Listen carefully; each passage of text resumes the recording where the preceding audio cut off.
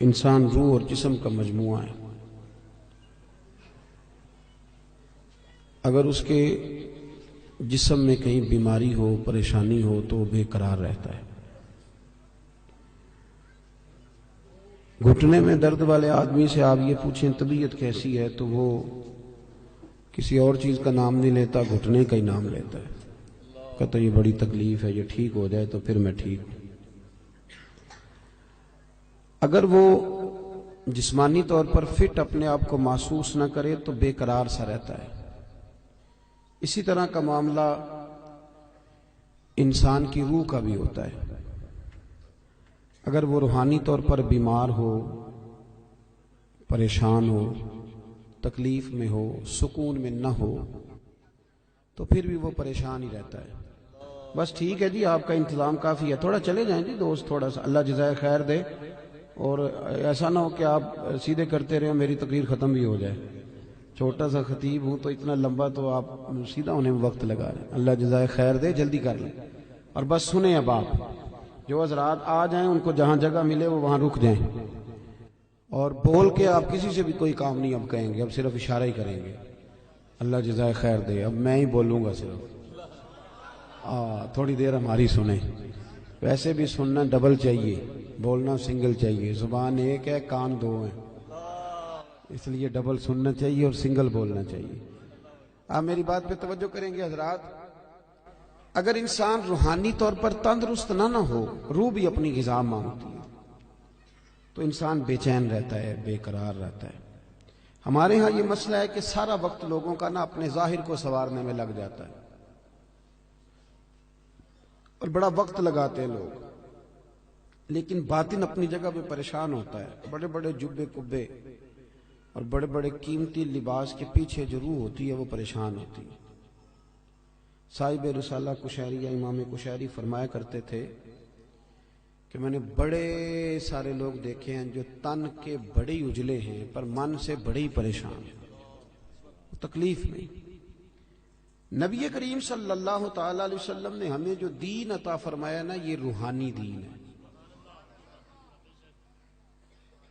یہ روحانی دین ہے.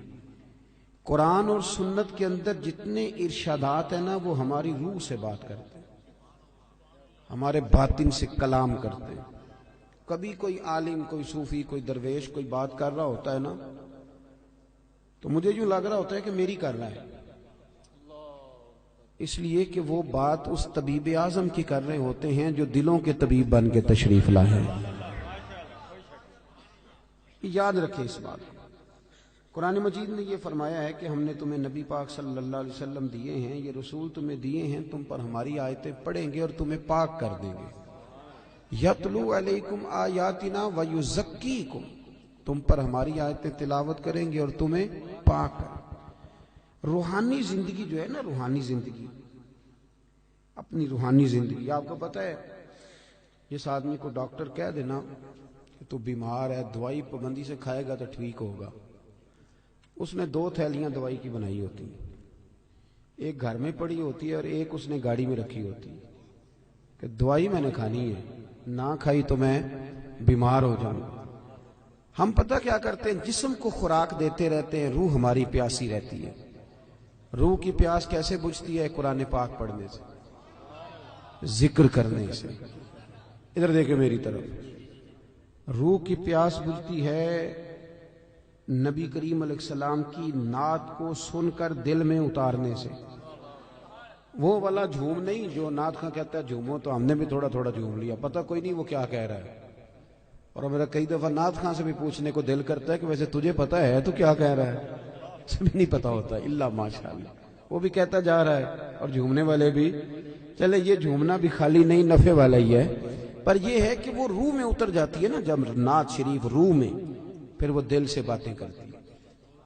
یہ صوفیاء کو سرکار کی زیارت ہوتی تھی بڑی زیادہ، تو آج کل بہت سارے لوگ اس پر بھی اعتراض کرتے ہیں. وہ کہتے ہیں جی اتنی زیارت کیسے ہوتی تھی؟ تو میں کہتا ہوں یار بڑی سادی سی بات ہے، جو آدمی گاڑی چلاتا ہے رات کو خواب میں بھی گاڑی چلاتا ہے. یہ بات آپ کی عقل میں آتی ہے کہ نہیں آتی؟ جو آدمی دن کے وقت گاڑی چلاتا ہے رات کو بھی گاڑی چلاتا ہے، تو جو دن میں تکے کھانے نکلتا ہے خواب میں کئی دفعہ تکا ہی کھا رہا ہوتا ہے. آپ میری بات کو سمجھ لیں، پکی سچی بات ہے. جو سارا دن محبوب کو پڑھتے ہیں، محبوب کو سنتے ہیں، محبوب کو بیان کرتے ہیں، وہ رات کو بھی محبوب کی گلیوں میں ہی رہتے ہیں. یہ سادی سی بات ہے. اب آپ کی پتہ نہیں کیوں عقل میں نہیں آتی. یہ موٹی سی بات ہے. چرخہ جو بی بی دن کو چلاتی تھی، اگر اسے چرخہ نظر آ سکتا ہے تو امام سیوطی سارا دن حضور کی حدیثیں لکھتے تھے تو رات کو سرکار کی زیارت بھی کر لیتے تھے. ہماری جب روحانی زندگی مضبوط ہوتی ہے نا تو پھر ایک کام اور ہوتا ہے. قرآن مجید نے کہا کہ وَالْآخِرَةُ خَيْرٌ وَأَبْقَىٰ، آخرت تمہارے لیے بہتر بھی ہے اور باقی رہنے والی بھی. روحانی زندگی کا تعلق انسان کی آخرت کے ساتھ ہوتا ہے. وہ پھر تھوڑے تھوڑے کام نہ آخرت کے لیے بھی کرنے شروع کر دیتا ہے. یہ بھی اس کی روحانی زندگی کا حصہ ہوتا ہے.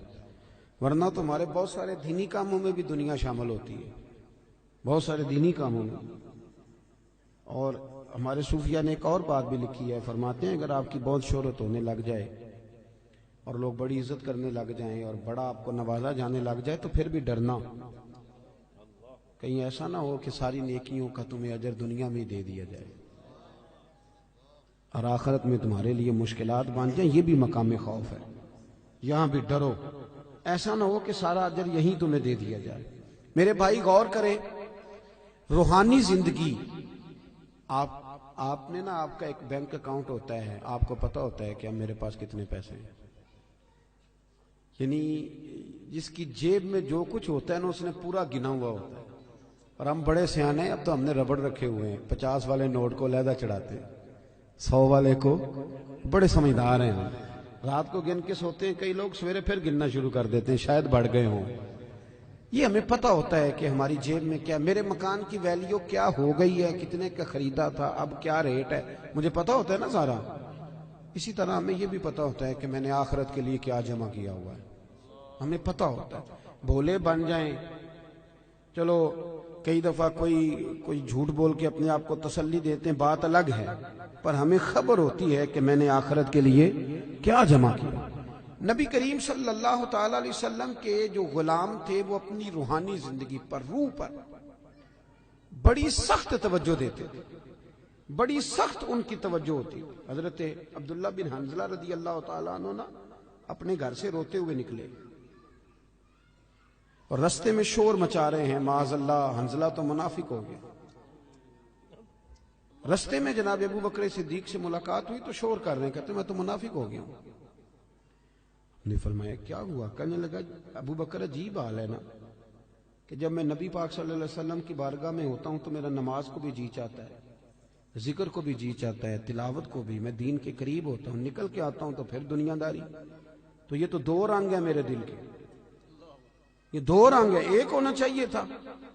حضرت صدیق اکبر کہنے لگے یہ جو تیرا معاملہ یہ تو بہت سارے لوگوں کا ہے، چل نہ تیرے بہانے میں سب کا مسئلہ حل کرا کے لاتا ہوں. وہ کئی دفعہ بات ایک کرتا ہے تو بگڑی کئیوں کی بن جاتی ہے.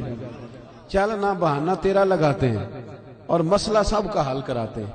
حضرت ابو بکر صدیق رضی اللہ تعالیٰ عنہ لے کے آئے، حضرت حنظلہ رضی اللہ تعالیٰ عنہ کو لا کے کھڑا کیا. یا رسول اللہ صلی اللہ علیہ وسلم ان کی بات سنیں. وہ عرض کرنے لگے حضور میں تو منافق ہو گیا ہوں.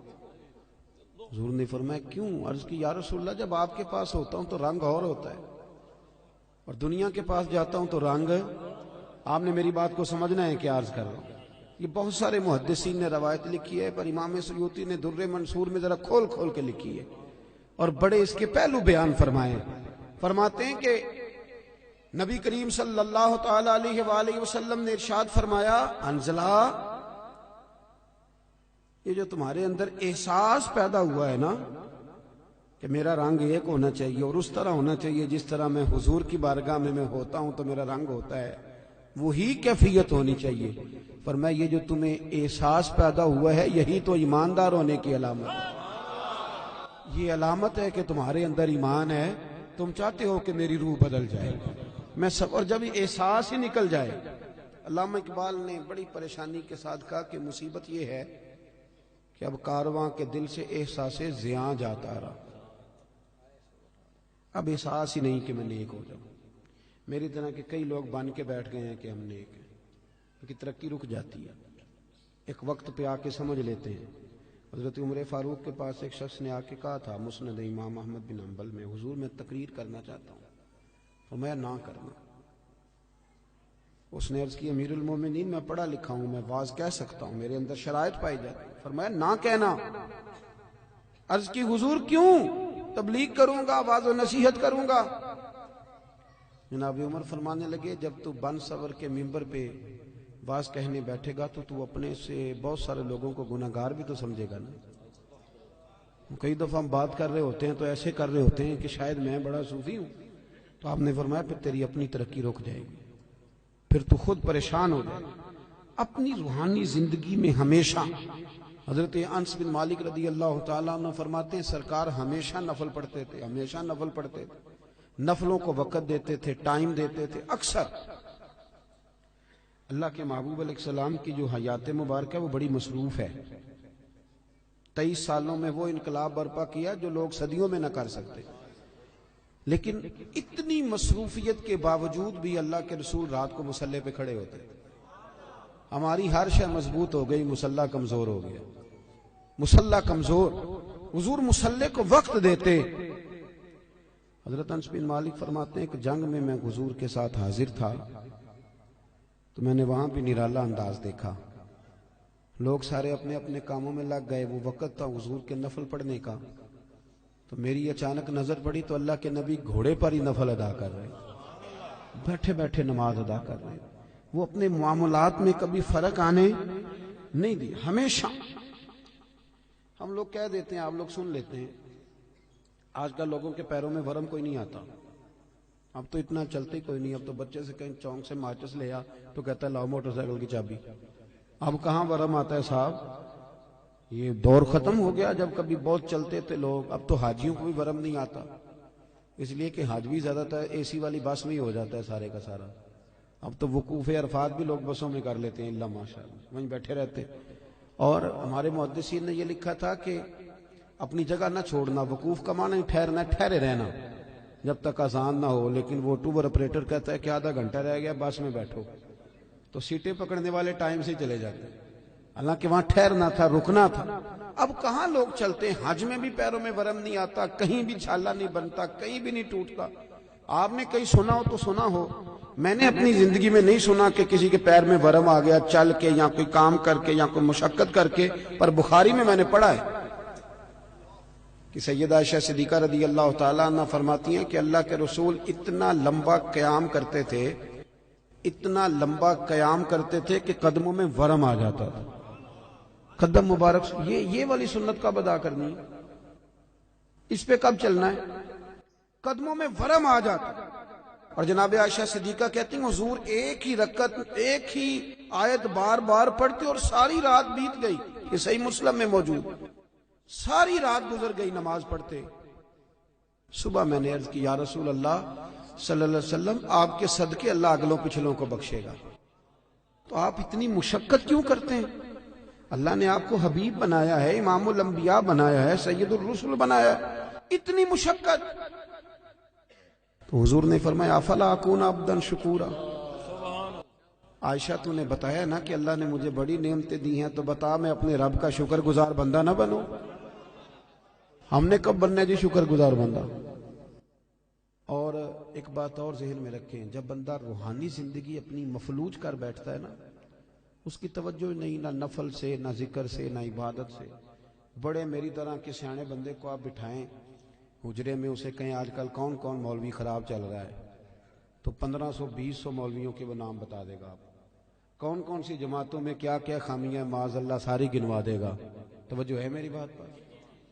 اور جب عصر کی نماز کا ٹائم ہو جائے گا نا میٹنگ کے اندر، تو امام صاحب کہیں گے بھی نماز کا ٹائم ہو گیا، تو ان میں نا 75% لوگوں کو کام یاد آ جائے گا، کچھ ہوں گے اس میں سے 50% جو کہیں گے اسی محلے والی مسیتیں پڑھنی جا کے، باقیوں کا کام۔ اور آپ تسبیح دے دیں کہ زیادہ نہیں، صرف 5 تسبیح درود شریف کی پڑھو، نہیں پڑھ پاتے۔ کیوں نہیں دل لگتا ہمارا مصلی سے؟ کیوں نہیں توجہ جاتی ہماری؟ کدھر گیا وہ ہمارا ذوق شوق؟ وہ کدھر گئی ہماری توانائی؟ رسول کریم صلی اللہ تعالیٰ علیہ وآلہ وسلم نے نا حضرت عبداللہ ابن مسعود رضی اللہ تعالیٰ عنہ کو بلا کے فرمایا مجھے قرآن سناؤ۔ اور حضرت ابی بن کعب کو جا کے کہا کہ میں تجھے سنانے آیا ہوں۔ نبی کریم صلی اللہ علیہ وسلم کسی سے سنتے، کسی کو سناتے، یہ ذوق رکھتے، تلاوت کا ذوق۔ حضرت ابو سعید خدری رضی اللہ تعالیٰ عنہ تلاوت کر رہے تھے، حضور تشریف لے، اور میرے بھائی یہ بھی سنت ہے میرے نبی پاک کی، کسی سے قرآن پاک سننا یہ بھی رسول پاک کی۔ اب آپ تھوڑے ڈھیلے ڈھیلے پڑ گئے، یہ کون سا ہلکا ہلکا ایسے ایسے کر رہے ہیں آپ؟ بھائی یہ بھی عنوان ہے، یہ بھی حضور کی سنت ہے۔ میں تو ترس ہی گیا ہوں، ابھی قاری صاحب نے قرآن شریف پڑھا ہے، ترجمہ بتایا ہے۔ نعت ہمارا ایمان ہے، نعت میں ہماری جان ہے، بغیر نعت کے ہم بچ ہی نہیں سکتے۔ اور میرا سوال یہ ہے کہ پرچیاں آتی ہیں، رکے آتے ہیں نعت خانوں کو کہ یہ بھی نعت سنائیں، قاری صاحب کو روکا کیوں نہیں آیا کہ فلانی سورت بھی سنائیں؟ آج تک نہیں آیا کسی قاری صاحب کو روکا کہ جناب سورہ کوثر پڑھیں، یہ بھی تو حضور کی نعت ہے نا۔ آنا چاہیے نا، رکا سورۃ الضحیٰ کی تلاوت کریں، یہ بھی تو حضور کی نعت ہے نا۔ سورہ علم نشر بھی حضور کی نعت ہے کہ نہیں؟ سورہ یاسین، سورہ محمد، یہ ساری حضور کی، پورا قرآن ہی نبی پاک کی تعریف۔ کیوں نہیں رکے بھیجتے، کیوں نہیں توجہ جاتی؟ حضرت ابو سعید خدری فرماتے ہیں میں قرآن شریف پڑھ رہا تھا، توجہ ہے میری بات پر؟ فرماتے ہیں میں قرآن پاک پڑھ رہا تھا، مجھے کیا پتا کہ حضور بھی میری تلاوت سن رہے تھے، میں تو پڑھ رہا تھا اپنی موج میں۔ کہتے ہیں سرکار سنتے رہے، پھر تشریف لے گئے، تھوڑی ایکو کم کریں جی اس کی۔ کہتے ہیں جب میں حاضر بارگاہ ہوا تو حضور نے فرمایا ابو سعید آج میں نے سنا ہے تو نے بڑا ہی سونا پڑھا ہے، مجھے بڑا پسند ہے۔ ویسے ریاکاری منع ہے، ویسے کسی کو دکھانے کے لیے منع ہے، پر یہاں حضرت ابو سعید نے نیا رنگ بیان کیا۔ کہنے لگے حضور مجھے تو پتہ ہی نہیں تھا آپ سن رہے ہیں، ورنہ میں نے تو اور بنا بنا کے پڑھنا تھا، ذرا بنا بنا کے پڑھنا تھا، بنا بنا کے، بنا بنا۔ مجھے بات یاد آ گئی، حضرت ابو سعید خدری، یہ شاگرد جو ہے نا کسی کے بھی، میرے بھی ہیں کچھ شاگرد محفل میں، پر آج کل شاگردوں کے لیے دعا بڑی کرنی پڑتی ہے، کیونکہ وہ قول پہ عمل کم ہی کرتے ہیں، دعا ہی ہے ان کو لگ جائے تو اللہ ماشاءاللہ۔ تو حضرت ابو سعید خدری رضی اللہ تعالیٰ عنہ، یہ شاگرد ذرا توجہ کریں، شاگرد ذرا خیال فرمائے۔ حضرت ابو سعید خدری رضی اللہ تعالیٰ عنہ فرماتے ہیں کہ مجھے بات یاد آ گئی چلتے چلتے، یہ بھی روحانی زندگی کی باتیں۔ فرماتے ہیں چلتے چلتے نا ہم سفر کر رہے تھے تو ایک جگہ رات کو پڑاؤ کیا۔ طریقہ یہ تھا اس زمانے میں سفر کرنے کا کہ جہاں آبادی ہوتی تھی لوگ اس کے بیچ سفر کرتے تھے، اس کے وہاں آرام کرتے تھے، اور جنگل ہوتا تھا وہاں سفر کرتے رہتے تھے۔ کئی دفعہ زیادہ رات کو بھی جا کے کوئی آبادی نظر آتی تو کوشش کرتے تھے کہ پڑاؤ آبادی میں کریں رات کا، تاکہ کوئی درندے وغیرہ تنگ نہ کریں۔ کہتے ہیں ایک قبیلے کے پاس ایک گاؤں میں ہم نے پڑاؤ کیا تو بھوک بھی بڑی تھی، پیاس بھی بڑی تھی۔ قبیلے والوں سے کہا یار پانی پلا دو، کوئی کھانے پینے کی چیز دے دو۔ انہوں نے کہا جی آپ کو نہیں دینی، اسلام کے بڑے دشمن تھے معاذ اللہ، توجہ ہے میری بات پر، آپ کو نہیں دیں گے۔ اچھا جی نہ دی انہوں نے۔ آدھی رات کا وقت ہوا تو حضرت ابو سعید خدری کہتے ہیں میں قیادت کر رہا تھا قافلے کی، تو ایک بندہ دوڑا دوڑا آیا، کہنے لگا کوئی دم درود کر لیتے ہو؟ اب تو یہ کام بڑا آسان ہے نا، تو اس کاروبار پہ آپ کو پتہ ہے انویسٹمنٹ ہی کوئی نہیں ہوتی، نفع ہی نفع ہے، جتنا مرضی کما لیں۔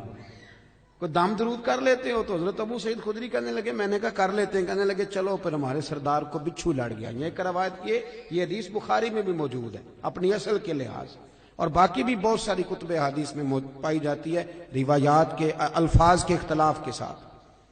حضرت ابو سعید خدری رضی اللہ تعالیٰ عنہ فرماتے ہیں میں نے ان سے کہا بھائی کیا ہوا؟ کہنے لگے بچھو لڑ گیا۔ ایک روایت یہ کہ سردار کو، ایک یہ کہ سردار کی بیٹی کو۔ تو جناب ابو سعید خدری سے کہنے لگے دم کر دو کیا؟ فرمانے لگے دم تو کر دوں گا پر پیسے لگیں گے، تم نے جو کہا تھا کہ تمہیں روٹی نہیں دینی، تو جو اس طرح کا ہو اس سے تو کر لینا چاہیے نا۔ اب اس سے کوئی تقریر کے پیسے طے کرنے کی دلیل نہ پکڑ لے، ناد خاں کو پکڑ لے، میں جہاں بات سنا رہا ہوں اس کو وہی رہنے دینا، کیونکہ ہم اپنی مرضی کی بھی استدلال کرتے ہیں نا۔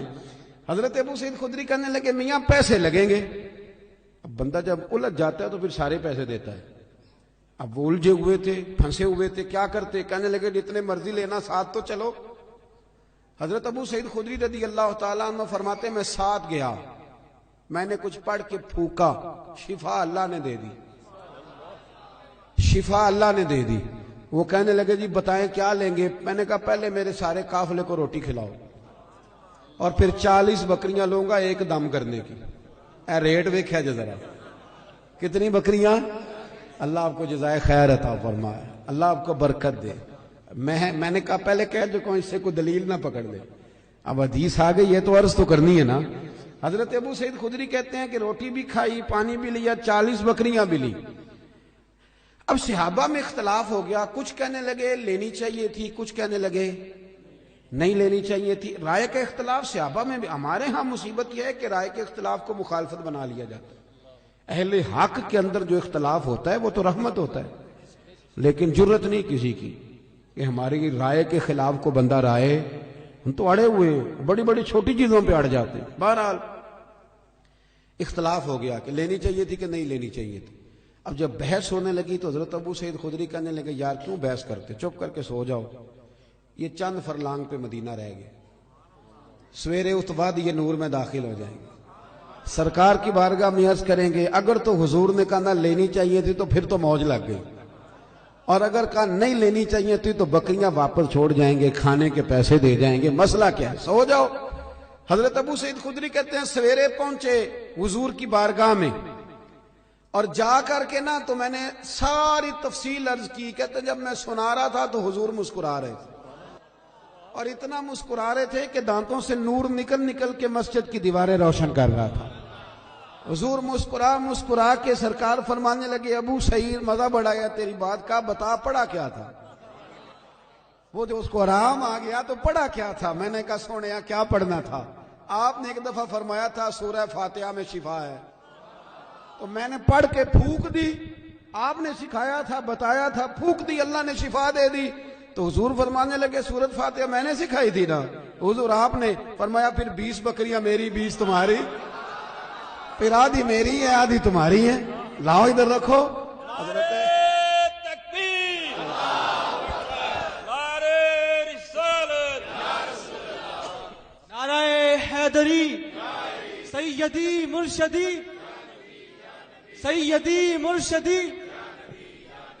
یہ ہے روحانی زندگی کہ آپ کا قرآن کے ساتھ وابستگی ہو، دلچسپ۔ آپ یقین کریں میرے پاس ایک صاحب آئے، کہنے لگے گھر میں بڑی پریشانی ہے، کچھ آوازیں آتی ہیں، تو میں نے کہا سورۃ بقرہ پڑھیں۔ کہنے لگے ایسا تھوڑی تکلیف کرے، مجھے ایک تعویذ لکھ دیں۔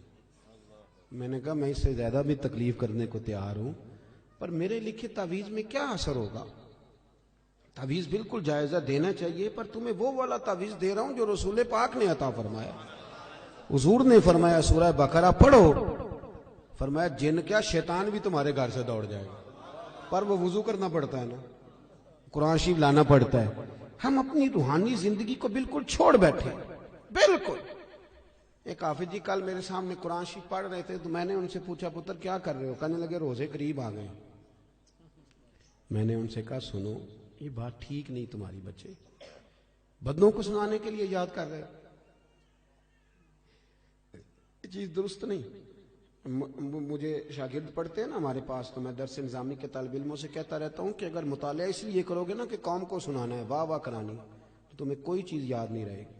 اللہ بڑا غیور ہے، ان صلاتی و نسکی و محیای و مماتی للہ رب العالمین۔ اپنی اصلاح کے لیے قرآن و سنت پڑھو، پھر جب تم ممبر پہ بیٹھو گے تو رب تمہاری زبان پر حکمت کے چشمے جاری کر دے۔ اب قرآن شریف اس لیے یاد کرنے کے لوگوں کو سنانا، چلیں یہ بھی ٹھیک ہے تراویح کے لیے، پر کچھ اتنا بھی تو پڑھے نا کہ میرا اللہ راضی ہو جائے، مجھے سکون ملے۔ اپنی روحانی زندگی پر محنت کریں۔ یہ دیکھیں کہ کتنے دن ہو گئے میں نے سنے ایک حدیث پاک، کچھ غریب لوگ اکٹھے ہو کے نبی پاک کی بارگاہ میں حاضر ہوئے، دیکھیں انہیں اپنے نیکی کے خزانوں کی کتنی فکر تھی۔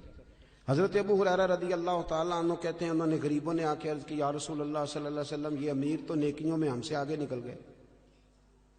حضور نے فرمایا وہ کس طرح؟ عرض کی یا رسول اللہ وہ زکوٰۃ دیتے ہیں ہم پر فرض ہی نہیں، وہ حج کرتے ہیں ہم پر فرض ہی نہیں، وہ صدقات و خیرات کرتے ہیں ہم کر ہی نہیں سکتے، وہ تو گزر گئے آگے، اب کیا کریں؟ قربان جائیں محبوب کے سمجھانے کے طریقے۔ حضور نے فرمایا کان ادھر لاؤ۔ وہ غریب نا حضور کے چہرہ نور کے گرد حالہ بنا کے کھڑے ہو۔ حضور فرمانے لگے سنو کان میں بات، رات کو جب سونے لگو نا تو 33 بار سبحان اللہ پڑھا کرو، پھر 33 بار الحمدللہ پڑھا کرو، پھر 34 بار سبحان. دیکھیں آپ کو یاد، اس کا نام کیا ہے؟ تسبیح ہے سبحان. اللہ آپ کو خوش رکھے. بڑی خوشی ہوئی آپ کی زبان سے لفظ سن. کہا یہ پڑھ کے سویا کرو رات کو. امیر جتنے بھی نیک کام کریں گے نا، تمہاری اس تسبیح کی برکت سے اللہ تمہیں سب امیروں سے زیادہ اجر عطا کرے گا. مشکل کام تو نہیں، سب امیروں سے. انہیں فکر تھی کہ وہ کہیں ہم سے آگے نہ نکل جائیں روحانی دنیا میں، نیکیاں زیادہ نہ کما لیں. آج کل تو رٹا یہ بنا ہوا ہے کہ دیورانی کہتی ہے اپنے شوہر سے کہ میری جیٹھانی نے فریزر نیا لے لیا، اب میرا نہیں گزارا جب تک نیا آئے نا، فوری طور پہ مجھے جدھر سے مرضی ادھار قسطوں پہ لے آ، لیکن شریکے دے نار رل کے ٹرنا پیچھے. یہ ہماری دوڑ ہے. اس سے نقصان ہوتا ہے، اس سے اخلاقی کمزوریاں جنم لیتی ہیں، اس سے آزمائش میں. آپ یہ دیکھیں کہ وہ جو میرا پیچھے خزانہ ہے نیکیوں کا جو خزانہ ہے، اس میں آج کل کیا ہے؟ میری زبان کہیں ایسا تو نہیں کہ باقی ہر جگہ چلتی ہے، صرف ذکر میں نہیں چلتی. میرا سر باقی سارے کام کرتا ہے، صرف اللہ کی بارگاہ میں صحیح نہیں. یہ غور کریں. حضرت ابو ہریرہ رضی اللہ تعالیٰ عنہ فرماتے ہیں وظیفہ پوچھ کے گئے، اور پھر وہ کچھ دنوں کے بعد واپس آئے. گئے تو بڑے مسکراتے گئے تھے، جیسے خزانہ ہاتھ لگ گیا. بڑے کچھ دنوں کے بعد واپس آئے تو بڑے پریشان تھے. حضور نے فرمایا اب کیا ہوا؟ کہ یا رسول اللہ بڑی پریشانی بن گئی. اب بھائی ہوا کیا؟ عرض کرنے لگے یا رسول اللہ وہ بات تو امیروں نے بھی سن لی ہے. ایک صحابی کہنے لگے میرا پڑوسی بڑا امیر ہے، رات وہ بھی تسبیح پڑھ رہا تھا اپنے سین میں سن رہا تھا، حضور اب کیا کرتا ہے؟ تو سرکار اس بات سے راضی ہوتے تھے. حضور خوش ہوئے، مسکرائے، فرمایا اب کیا کرنا ہے؟ ذالک فضل اللہ یؤتیہ من یشاء، یہ پھر اللہ کا فضل ہے، وہ جس کو چاہے عطا کر دیتا ہے. میرے عزیز سمجھے کہ وہ لوگ، اور وہ ذرا سا بھی اپنے اندر ریا نہیں آنے دیتے تھے. حسد نیک آدمی میں بھی ہوتا ہے. ناراض تو نہیں ہو گئے نیک لوگ جی؟ نیک ناراض نہ ہو جائیں. حسد نیک آدمی میں بھی، بندہ نیک بھی ہوتا ہے اور حسد بھی، چونکہ حدیث ہے ترمذی شریف میں، حضور نے فرمایا حسد نیکیوں کو یوں کھا جاتا ہے جیسے خشک لکڑی کو آگ کھا جاتی. تو اس کا مطلب ہے حضور نے فرمایا بندہ حاسد بھی ہوتا ہے اور نیک بھی ہوتا ہے، اس کے ساتھ ساتھ حسد بھی چل رہا ہوتا ہے اور نیکیاں بھی. تو پھر نیک آدمی کو چاہیے نا حسد سے جان چھڑائے. ایسا نہ ہو کہ وہ نیکیاں کرتا جائے اور ساتھ ساتھ حسد کھاتا جائے، اس کا کوئی فائدہ. اپنی روحانی زندگی کہیں تکبر نہ آئے کہیں بھی. اور امام کشاری تو یہاں تک فرماتے ہیں، آپ فرماتے ہیں میں نے بہت سارے جھکے ہوئے لوگ دیکھے ہیں، گردنیں جھکی ہوئی ہیں، دل میں بڑا تکبر ہے. آپ فرماتے ہیں میں نے بہت سارے دعائیں مانگنے والے دیکھے ہیں جو جزاک اللہ بھی برابر کہہ رہے ہیں پر اندر ان کی عداوت بھی برابر ہے. ایسا نہیں کریں. آپ یہ دیکھیں کہ کہیں ایک دیکھیں نا، ایک ہلکا یہ میرا بٹن ٹوٹ جائے نا تو ساری محفل میں میری توجہ بٹن پہ رہے گی، چاہے کوئی دیکھے بھی نہ. مجھے تو پتہ ہے نا ٹوٹا ہوا ہے، تو میں بار بار غور کروں گا. ایک دھبا بھی باطن پہ لگ جائے نا، وہ جھوٹ کا ہو، وہ دغے کا ہو، وہ لالچ کا ہو، وہ حسد کا ہو، ایک بھی دھبا ہو نا، سکون نہیں آتا، آپ بے چین رہتے. یہ میری طرح کے کچھ لوگ ایسے ہوتے ہیں جن کو اسٹیج پہ بیٹھنے کی بیماری لگ جاتی ہے. اب یقین کریں میں تو کسی وقت سوچتا رہتا ہوں کہ کوئی محفل ایسی بھی تو ہونا کہ ہم بھی پیچھے بیٹھ کے سنیں، اپنا چسکا بھی تو پورا کرنا ہے. لیکن وہ کئی میری طرح کے لوگ بیچارے گردن اونچی کر کر کے نقیب کو دکھاتے ہیں کہ میں بھی آیا ہوں، کسی طریقے سے اعلان کاری دے میرا، میں چودھری صاحب ہوں، علاقے کا محلے کا بڑا ہوں، 2 دفعہ چیئرمین ہوا، بلا لے کسی طریقے. اس سے گھٹن آئے گی آپ کے مزاج. بات زیادہ نہیں کرنی، سمیٹنے کی طرف آ رہا ہوں. سید احمد کبیر رفائی اعلیٰ حضرت بریلوی رحمۃ اللہ علیہ نے بڑی کھل کے تعریف کی ہے اس درویش کی، اور یہ وہ کامیاب ترین لوگ ہیں جن کا عشق حضور کی بارگاہ میں مقبول ہو گیا. دروازے رسول پہ حاضر ہوتے تھے تو اللہ کے محبوب کروے انور سے اپنا بازو باہر نکال کے ہاتھ ملایا کرتے. حضرت سید احمد کبیر رفائی رحمۃ اللہ تعالی علیہ فرماتے ہیں کہ کسی نے کہا حضرت اتنا اونچا مقام کیسے مل گیا؟ تو آپ فرمانے لگے لوگ مجھے مفتی بھی کہتے تھے، عالم بھی کہتے تھے، کچھ لوگ میرے مرید بھی تھے، لیکن فرماتے ہیں میں نے ساری زندگی سب سے گناہگار مسلمان کو بھی اپنے سے افضل ہی سمجھا. کیوں؟ آپ دلیل دیتے تھے، فرماتے تھے جب اللہ نے کہہ دیا کن تم خیر امت اور تم بہترین ہو میرے نبی کا کلمہ پڑھنے والوں، تو فرمایا میں نے ہر صحیح العقیدہ کو، کلمہ گو کو اپنے سے افضل ہی سمجھا۔ یہ تھوڑا کرنا پڑتا ہے، ورنہ تو آپ ایک چکر میں پڑ جائیں گے، آپ کے لیے مصیبت کھڑی ہو جائے گی، ورنہ تو آپ اپنا لیول خراب کر بیٹھیں گے، آپ کا کسی سے پیار ہی نہیں رہے گا۔ آپ بلندی پہ ہوں گے، آپ کو کوئی نعرہ لگا کے ہاتھ چوم کے پیار کرے گا تو آپ کر پائیں گے، ورنہ رہ جائیں گے آپ بیچ میں۔ سید احمد کبیر رفاعی فرماتے ہیں کہ میں ایک دفعہ گزر رہا تھا ایک کھیت کے بیچ میں، درمیان میں منڈیر تھی چھوٹی سی، کیا کہتے ہیں پنجابی چ وٹ جی، آپ کا نہیں مجھے پتا، میں تو پینڈو ہوں۔ تو گاؤں میں نا یہ جب چاول کی فصل کاشت کرتے تھے نا مونجی، تو اس وقت کدو کیا جاتا تھا، پتہ ہے کہ نہیں؟ چلو جنہوں نے پتہ ہے وہ تو ہاں نہ کرو نا۔ وہ کدو کا مطلب یہ ہوتا تھا کہ وہ ساری فصل بھر دیتے تھے پانی سے، اچھے طریقے سے بھر دی جاتی تھی، وہ بڑی نرم، چونکہ چنے کی فصل کا بیج نہیں لگتا، اس کا پودا لگتا ہے، پہلے وہ الگ جگہ لگایا جاتا ہے، پھر اس کو وہاں سے لا کے یہاں بویا جاتا ہے، ایک پوری ترتیب ہے، پنیری اس کو کہتے ہیں۔ اور بھی کچھ عقیدہ سی تسی مینوں یاد، لاب، دیکھیں قاری صاحب کو پتا ہے، ہاں جی لاب ہے نا جی، اللہ تعالیٰ جزائے خیر دے، بہت ساری برکت دے قاری صاحب کو، آپ سب حضرات کو۔ تو وہ اس طرح سمجھ لیں کہ فرماتے ہیں میں وٹ سے، منڈیر سے گزر رہا تھا، ادھر بھی پانی تھا ادھر بھی پانی تھا۔ سید صاحب کہتے ہیں جب میں گزر رہا تھا تو سامنے سے کتا آ گیا، اب کتا بھی کھڑا ہے گزرنے کو، میں بھی کھڑا ہوں، اب جو ہے وہ ٹائم تھوڑا ہے، میں نے عصر کی نماز پڑھنی تھی، اب وہاں سے دو بندے نہیں گزر سکتے، ایک ہی گزر سکتا ہے۔ فرماتے ہیں وہ بھی کھڑا میں بھی کھڑا، کتا اگر نسلی اصلی ہو تو اللہ والوں کا ادب کرتا ہے، آپ کو پتہ ہے نا صحابہ کہف کے کتے کا۔ تو وہ بھی کھڑا ہو گیا، تو کہتے ہیں میں بھی کھڑا ہو گیا، اب وہ میری طرف دیکھ رہا ہے کہ میں ہٹوں اور میں اس کی طرف دیکھ رہا ہوں کہ وہ ہٹے۔ اب بات جب لمبی ہو گئی تو سید صاحب فرماتے ہیں میں نے دعا کی، میں نے کہا مالک اسے زبان ہی دے دے، میں کو بات ہی کر لوں۔ تو اللہ بڑا کریم ہے، دعائیں مقبول فرماتا ہے۔ کہتے ہیں کتے کو اللہ نے زبان دے دی، تو میں نے اسے کہا یار ذرا ہٹ جا، میں نے جانا ہے۔ تو کہنے لگا شاہ جی آپ ہٹ جائیں، میں نے بھی تو جانا ہے نا، میں نے بھی تو جانا ہے۔ تو کہتے ہیں میں نے اسے کہا یار میری سن بات، میں نے پڑھنی ہے عصر کی نماز، میں ہوں شریعت کا مکلف، میں پابند ہوں، تو پابند نہیں دین کا، مکلف نہیں، تیرے اوپر فرض نہیں، میرے اوپر نماز فرض ہے۔ اگر میں کھیت میں اتروں گا تو کپڑے میرے آلودہ ہو جائیں گے اور مجھے غسل کرنا پڑے گا، وضو تو لیٹ ہو جاؤں گا، تو چونکہ مکلف نہیں تو اتر جا۔ تو کہتے ہیں اس نے مجھے بڑی عجیب بات کر دی، کہنے لگا شاہ جی کھیت میں اترنے سے تو آپ کے کپڑے آلودہ ہوں گے، پر مجھے کتا اور حقیر سمجھ کر اگر آپ نے کھیت میں اتارا تو آپ کا دل آلودہ ہو جائے گا اور کپڑے تو دھل جائیں گے۔ وہ کیا کہا تھا درویش نے؟ بابا صاحب کہنے لگے راتی جاگیں تے شیخ صدامیں، راتی جاگ دے کتے تیتھوں اتے، مالک دا در مول نہ چھڑ دے، پاویں مارو 100 جتے تیتھوں اتے، ایک برکی دا قدر پچھانن، پاویں مالک ہون ستے تیتھوں اتے، اٹھ بلیا چل یار منا لے نہیں تے بازی لے گئے نہیں کتے، اٹھ بلیا چل یار منا لے نہیں تے بازی لے گئے۔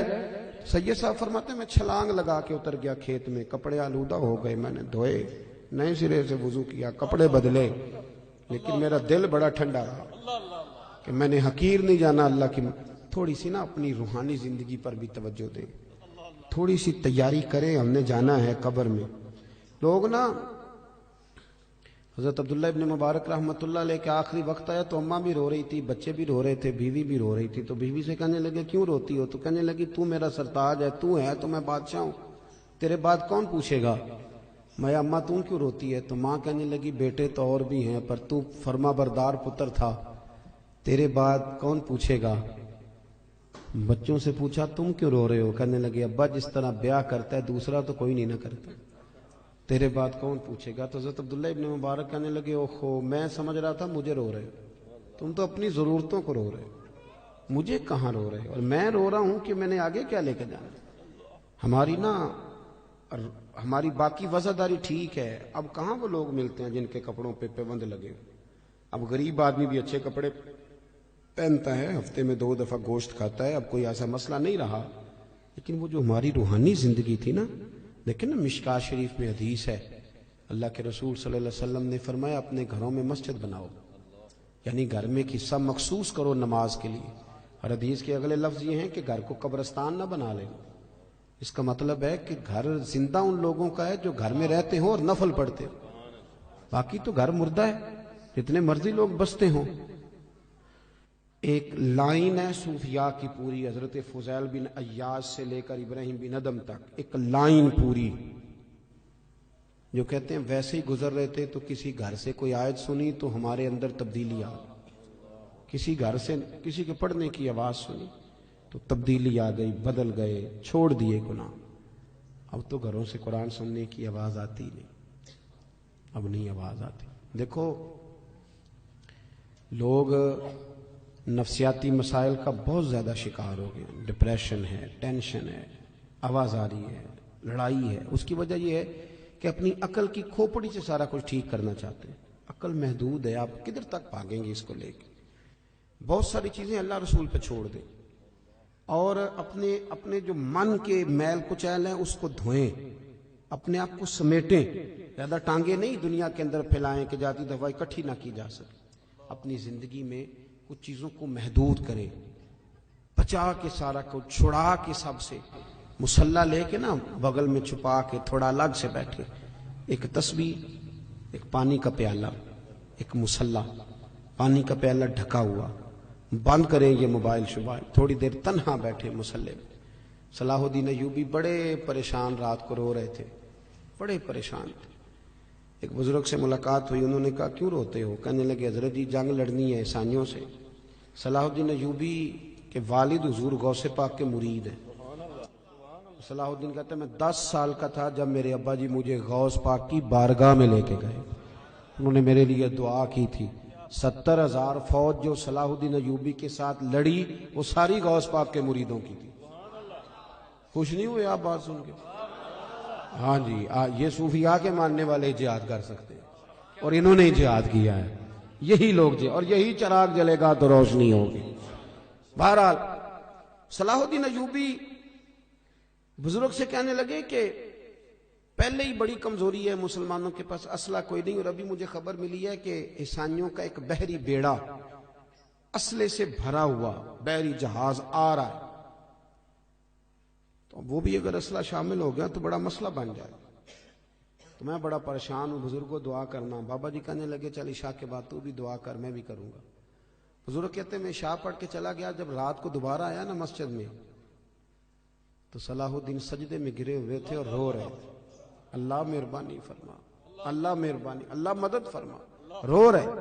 کہتے میں نے کہا اسے یکسوئی حاصل ہے، میں یہاں نہیں، میں گھر میں جا کے مصلی بچھاتا ہوں، ہو سکتا ہے میری وجہ سے اس کو یکسوئی نہ ملے۔ کہتے میں گھر چلا گیا، جب فجر کی نماز پڑھنے کے لیے میں آیا تو صلاح الدین بڑے تر و تازہ تھے، خوش تھے۔ میں نے نماز کے بعد پوچھا خیر ہے؟ کہنے لگے حضور میرے رب کریم نے بڑا فضل کیا، وہ ان کا بحری بیڑا دریا میں غرق ہو گیا، ابھی اطلاع ملی ہے ابھی۔ بزرگ کہتے ہیں اس کی بات سنی تو مجھے وجد ہو گیا، میں نے کہا صلاح الدین وہ دریا میں غرق نہیں ہوا، تیرے آنسوؤں میں غرق ہو گیا، مجھے تو رویا ہے نا رات، تیرے آنسو سنے نا حدیث۔ حضور نے فرمایا اگر تو اللہ کے خوف سے رو پڑے اور صرف اتنا آنسو جتنا مچھر کا پر ہوتا ہے، اگر اتنا بھی تیری آنکھ سے نکل گیا تو تیرا دوزخ میں جانا اتنا ہی مشکل ہوگا جتنا بھینس کے تھنوں سے نکلے ہوئے دودھ کا دوبارہ تھنوں میں جانا مشکل ہوگا۔ پر کوئی اتنا بھی تو روئے تب ہے، کسی کو اتنا روحانی زندگی آباد کرے، دعائیں لمبی مانگا کرے، بہت زیادہ مانگا کرے۔ حضور فرماتے ہیں جو رب سے زیادہ مانگے اللہ اسے راضی ہوتا ہے۔ اپنا تعلق، یہ دعا بندے کا اللہ سے رشتہ ہے، دعا مانگیں، مصلی پہ بیٹھے، درود و سلام پڑھیں، ذوق سے پڑھیں، ایک جگہ ایسی مخصوص کریں جہاں بندے نہ ہمیں دیکھیں، وہاں بن صبر کے سج کے بیٹھیں۔ کوئی پوچھے کہ یہاں اکیلے میں سج کے کیوں بیٹھے ہو تو بتاؤ رب رسول کے لیے بیٹھا، ان کے لیے سجا سمرا بیٹھا ہوں، ان کی یاد میں بیٹھا ہوں، ان کے لیے بیٹھا ہوں۔ اپنی روحانی زندگی کو مضبوط کریں، اپنے اندر کے معاملات کو درست کریں، آپ کو سکون ہوگا۔ جب غذا ملے گی تو آپ دیکھیں گے دل آپ کا مضبوط ہے۔ دعا کرتا ہوں جو میں کہہ سکا میرا اللہ قبول فرما لے، جہاں بھول گئے اللہ ہم سے درگزر فرمائے۔